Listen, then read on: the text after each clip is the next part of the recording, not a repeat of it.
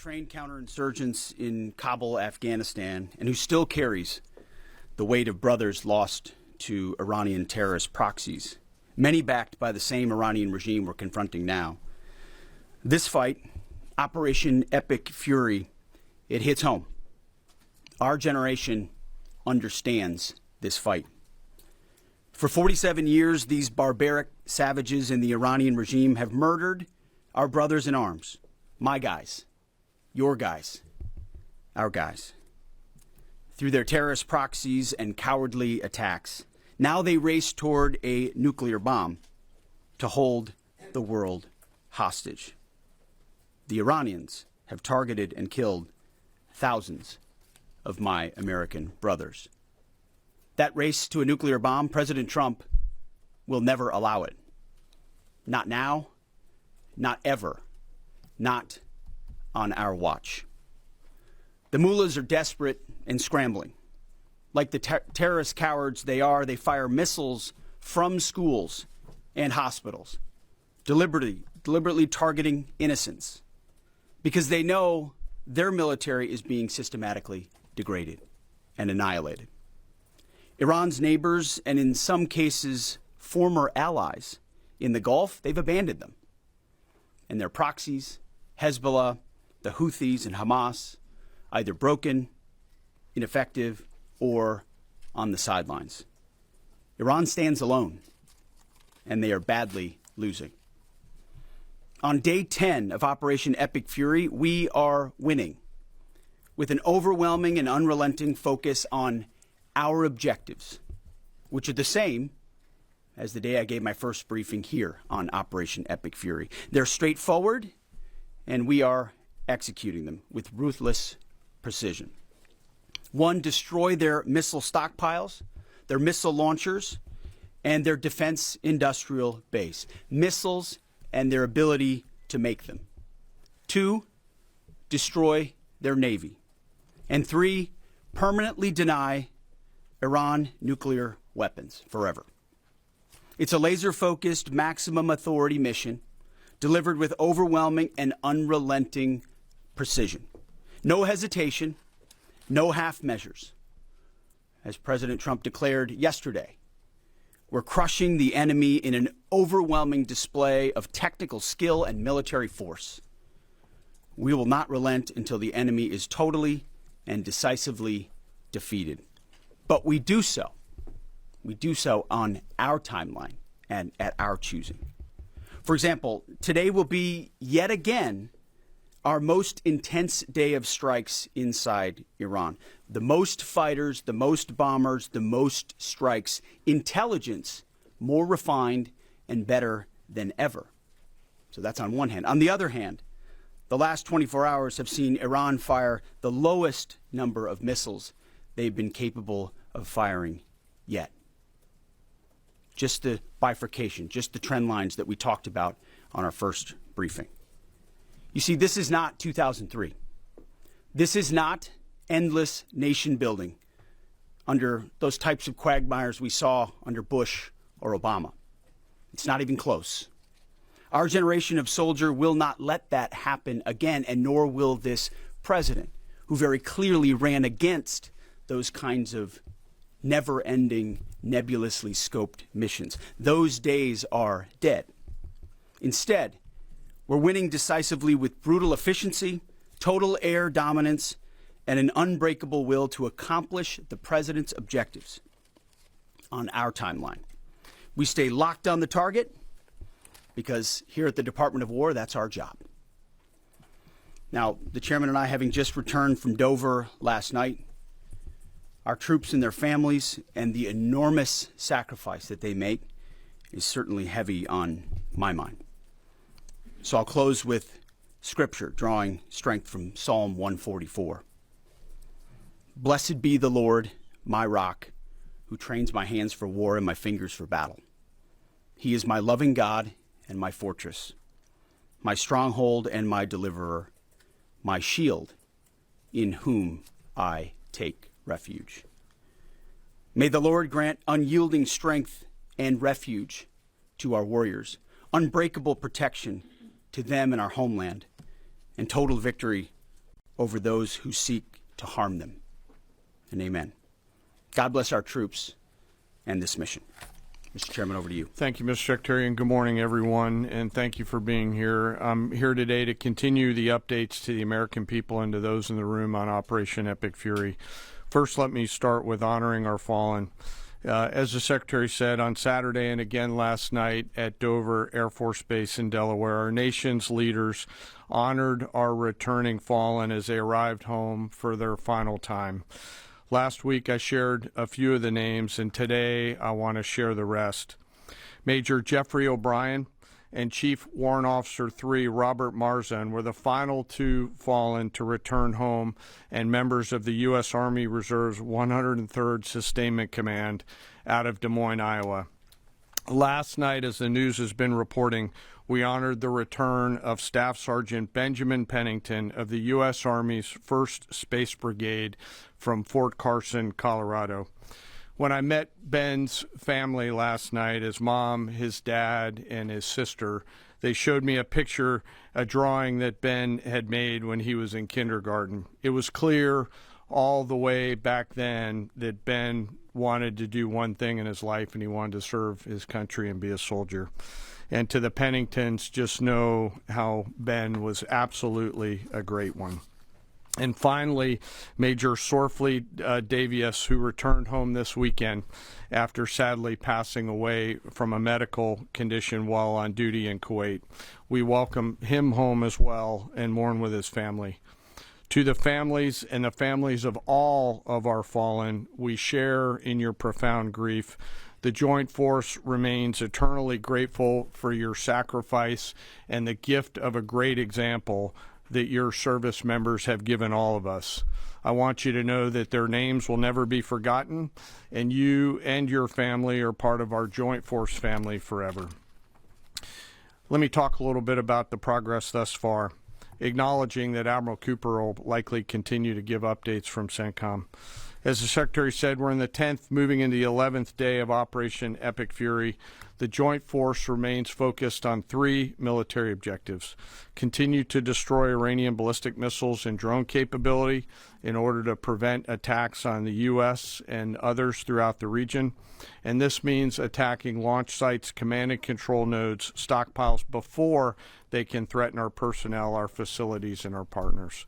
Second, we continue to strike the Iranian Navy and their capabilities in order to do things like sustain movement through the Straits of Hormuz. And third, we continue to start working on and going deeper into Iran's military and industrial base in order to prevent the regime from being able to attack Americans, our interests, and our partners for years to come and project power outside their borders. This means servicing production facilities, research and development sites, and infrastructure. Let me turn to the map. We're going to try digital today to prevent laser injury. Since our last update, CENTCOM continues to make progress across the southern flank. To date, they've struck more than 5,000 targets. U.S. Strategic Command bombers recently dropped dozens of 2,000-pound GPS penetrating weapons on deeply buried missile launchers across the southern flank.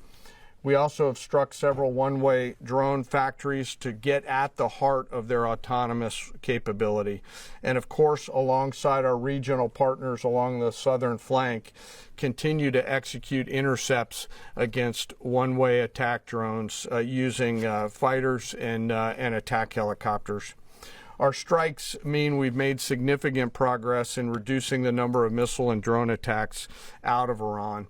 Ballistic missile attacks continue to trend downward, 90% from where they've started, and one-way attack drones have decreased 83% since the beginning of the operation. A testament to our air defenders and our air defense systems, and as I said, our partners in the region continue to do great work as well.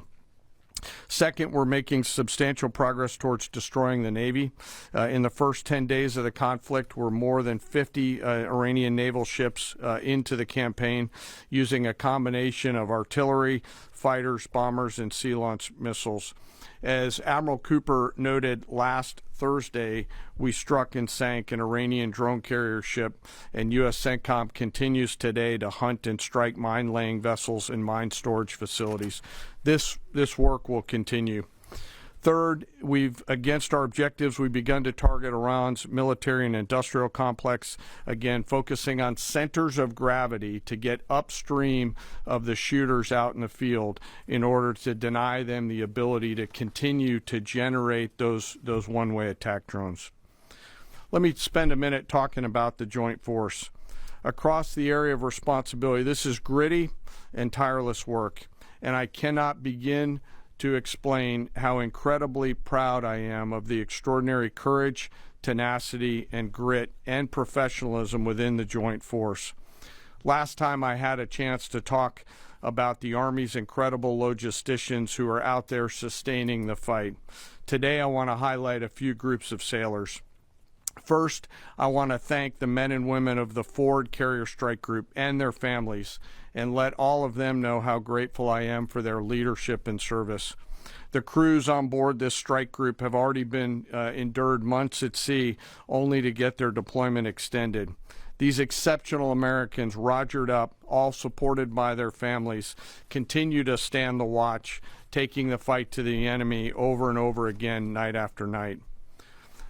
Aboard ships like the USS Ford and the Abraham Lincoln are a special group of sailors I want to highlight today. These are the men and women, the sailors up on the roof running operations on the flight deck. With an average age of the early 20s, these are the unsung heroes of naval aviation. These young sailors, known for wearing yellow shirts, are in charge of the catapults, taxiing jets around on the flight deck, shooting jets off the front end, and recovering jets off the back end. They are literally involved with every single movement on the roof on an aircraft carrier. They are the last ones that a naval aviator sees before getting shot off the front end, and the first one that a naval aviator sees after safely trapping on the back end. And just for a minute, imagine you're standing on that aircraft carrier flight deck. There's 30 knots of wind in your face. The deck is slippery, covered in grease. It's noisy. There are propellers spinning. There's jet blast everywhere. The helicopters are running. Your head is on a swivel, and you're trying to direct a multi-million-dollar fighter into a 1-foot square box so that those naval aviators can be shot off into the black of night to go do America's work. Those jets are fully loaded with missiles and bombs, and they are a world-class team combined with the naval aviation and the aviators in those jets. This beautiful symphony of American spirit is the definition of perfectly organized chaos, and these crews do it every single time the carrier is at work. Oh, by the way, in the middle of the night and oftentimes in the pouring rain. These are dedicated young people who take the road less traveled to serve their great nation, doing the deeds that we need them to do. America's enlisted force is the pride of every nation's military, certainly ours, and the envy of every other one as well. Each and every one of them out there across the joint force are extraordinary, and in particular today I want to highlight the yellow shirts. Ladies and gentlemen, our work continues. It'll continue to be difficult. I ask every American to keep our deployed force and their families in our thoughts. Combat deployments can be tough on the force and the families, and it's important that we continue to remember that. I remain deeply humbled by the 2.8 million members of the Joint Force, and I'll end where I started, and that's remembering our fallen and their families whose sacrifice will be felt forever. And with that, I'll take some questions with the Secretary. A beautiful symphony of American spirit. Well said, Mr. Chairman. Thanks, sir. And I will just note that no other country in the world is capable of executing what the chairman just described, day after day, night after night, unrelenting. Well said. Thank you. Yes, sir. Alexandra Ingersoll, One America News. You talked, Mr. Secretary, you talked at the conference in Florida on Thursday that there was a 90% missile capabilities degradation and 83% drone degradation, and I know the chairman just repeated those numbers. We've seen the most amount of fighting these past 5 days. Is there any update to those percentages?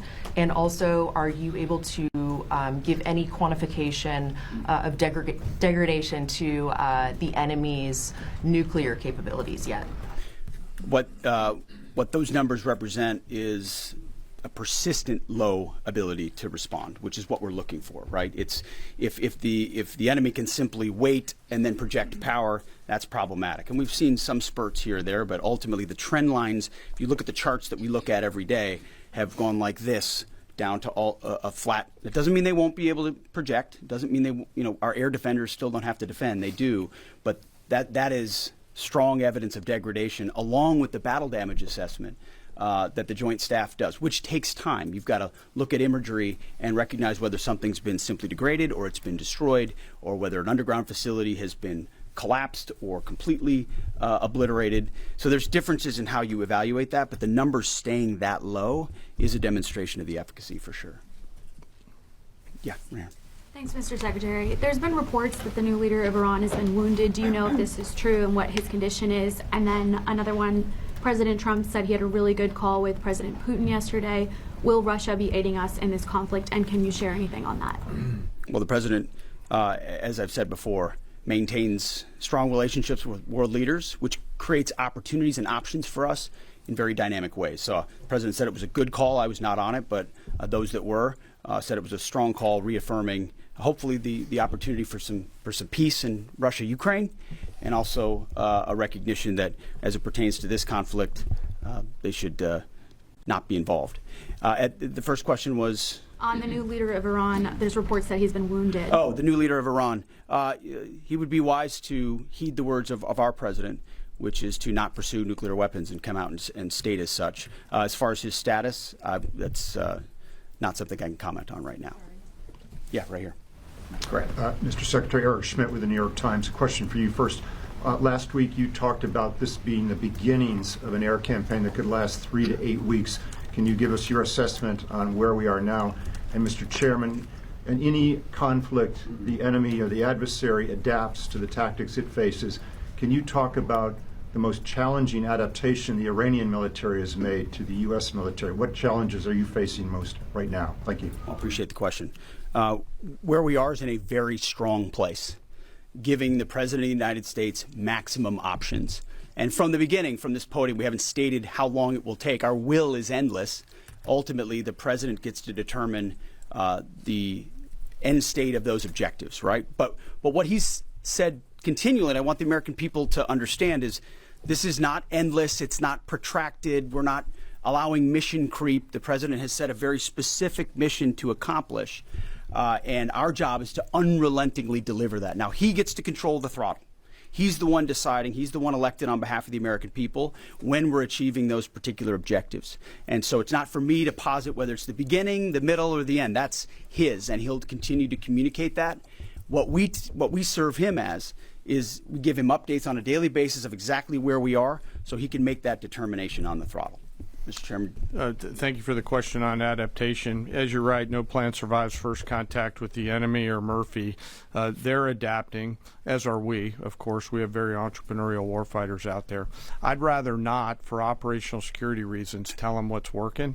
So I'm not a not answer that question based on that. But we are watching what they're doing, and we are adapting faster than they are. Are they more formidable than you anticipated, General? I think they're fighting, and I respect that, but I don't think they're more formidable than what we thought. Secretary Hegseth, thank you. Jordan Conrads from the Gateway Pundit. Axios reported, citing U.S. and Israeli sources, that the U.S. was not happy with strikes on 30 fuel depots in Iran. While this is anonymous sourcing, it seems kind of congruent with what President Trump said yesterday, that there's certain spots they don't want to hit relating to energy infrastructure that would take a long time to rebuild. And whether this reporting is true or not, what's your message to Americans, those who supported the president and those who aren't really in favor of this war and who worry that Israel might be taking advantage of the U.S.'s backing? And then for Mr. Chairman, for you, I wanted to ask, when you say that we're moving inland, what capabilities does Iran have to shoot down jets over their land? And would that trigger some kind of rescue operation that could risk a bigger ground operation? Well, I would just state by saying Israel's been a really strong partner in this effort. Where they have different objectives, they've pursued them. Ultimately, we've stayed focused on ours. But what Iran has felt is the power of the world's two most powerful air forces. In that particular case, those weren't our strikes or that objective, or that wasn't necessarily our objective. But the president has made it clear to those concerns that we're not getting pulled in any direction. We're leading. The president is leading. He's determining where we want to go, what the outcome will be, what the end state is, with a very keen eye. And I understand those concerns because I've heard from a lot of people who I went through 20 years of those wars myself, worried about getting dragged in, worried about mission creep, worried about nation building or democracy expansion. That's never the perspective the president has pursued on this. Just because previous presidents and previous secretaries have decided to just pour more resources and more people in toward some unguided end state doesn't mean that's the way the world needs to look today. In fact, the American people voted for a different approach. But what the president also stated from the beginning was Iran can't have a nuclear weapon. And it's one thing to say it. It's easy to say. Anybody can say that. I mean, Barack Obama said that. But to do something about it takes courage and resolve. But in that courage and in that resolve, you can also be very scoped in what you're trying to execute to ensure that the sacrifice of Americans, American treasure, American lives, all of those properly meet the objective that you're trying to accomplish. And certainly, as someone I talked out front about what the Iranians have done to our generation, yes, we're clear-eyed about it. But my job is to keep it scoped, given the directive of the president to accomplish the mission. Thank you for the question.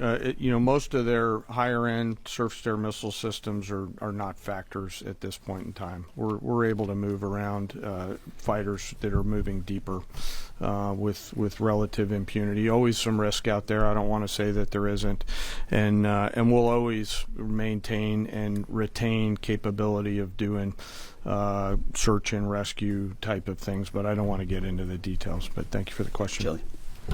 Thanks, Mr. Secretary. President Trump told our team on the ground early this morning that the thing that has surprised him the most during the course of this operation so far has been the Iranian regime attacking countries that are not attacking them. I'm curious if that surprised you as well. And General, curious if you were open to the possibility of escorting vessels through the Strait of Hormuz, and if you could describe some of the challenges of doing so. Big mistake by the Iranian regime to start targeting its neighbors right away, exposing who they are and what they're all about, indiscriminate targeting, flailing recklessly at the beginning. I can't say that we anticipated necessarily that's exactly how they would react, but we knew it was a possibility. And I think it was a demonstration of the desperation of that regime then and that regime now, that they still think their pathway out is to try to alienate their Arab partners even more, who've instead decided to come to us and have been willing to go on the offense, have been giving us access, basing, and overflight in a new partnership that will continue to remake the region the way that President Trump did with the Abraham Accords. So you're pushing those countries in our direction to support this effort, further alienating Iran. And I think it's worth underscoring. I see in the media banners that say, war expanding or war spread. It's actually the opposite. It's actually quite contained, and more of those countries are coming on side, recognizing that you can't live under a conventional umbrella with nuclear ambitions with a radical regime like that. Again, properly scoping the objectives in the process.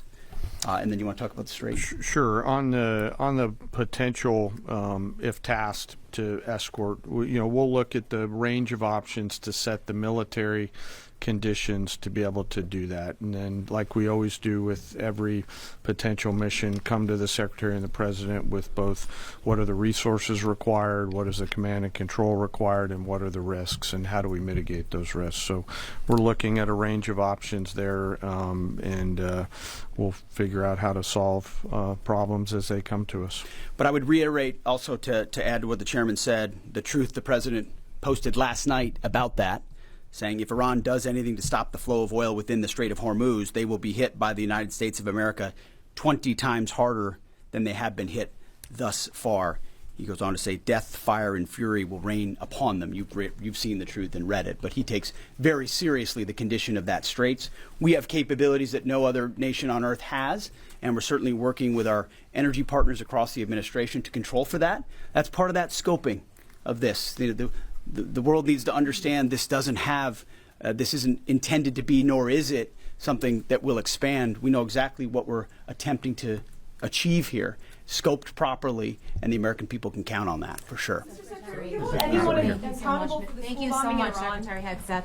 President Trump has long said that he wants to minimize the loss of life in war, which wherever it occurs in whatever country, which so many people obviously appreciate. Can you detail the specific measures the Pentagon is taking to minimize civilian casualties and strikes inside Iran? And secondarily, is the Pentagon prioritizing replenishment of precision-guided munitions, long-ranged strike weapons, or air defense interceptors? And can you share any details on which systems are being prioritized? Yeah, seeing it from the inside every single day, including this, no nation takes more precautions to ensure there's never targeting of civilians than the United States of America. From the boat strikes in the Caribbean, where every single strike is assessed to this campaign here, no nation in the history of warfare has ever attempted in every way possible to avoid civilian casualties. And frankly, that's a point that just isn't appreciated enough.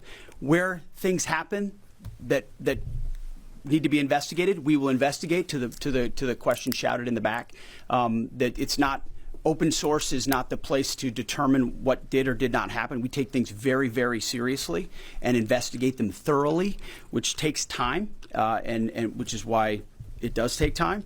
But ultimately, unlike Iran, who targets civilians indiscriminately, who we've seen in the intel moving rocket launchers into civilian neighborhoods, near schools, near hospitals, to try to prevent our ability to strike. That's how they operate. And then they set the targeting of drones and missiles toward civilian targets, hospitals, hotels, airports.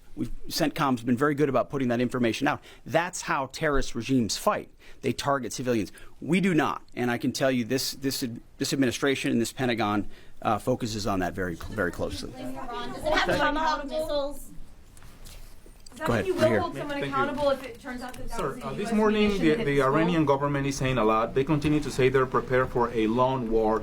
If that's the case, what could you tell the American people as far as the steps the Department of War is taking to make sure our troops have the protection and the resources they need as the mission continues? I think there's one thing I can sleep quietly at night knowing is that we're giving every resource humanly possible to our troops on the front lines to ensure they're protected. In fact, as I said in that first press briefing, even before we set the offense, we set the defense. We made sure we had the ability to defend, and then we moved as many Americans off the bases and into other places as possible. So as this progresses, the chairman, or the question was asked of the chairman about how the enemy adapts. Well, of course, we adapt too in real time, and to watch our warriors iterate on air defense and interdiction on drones and missiles and how we get after it.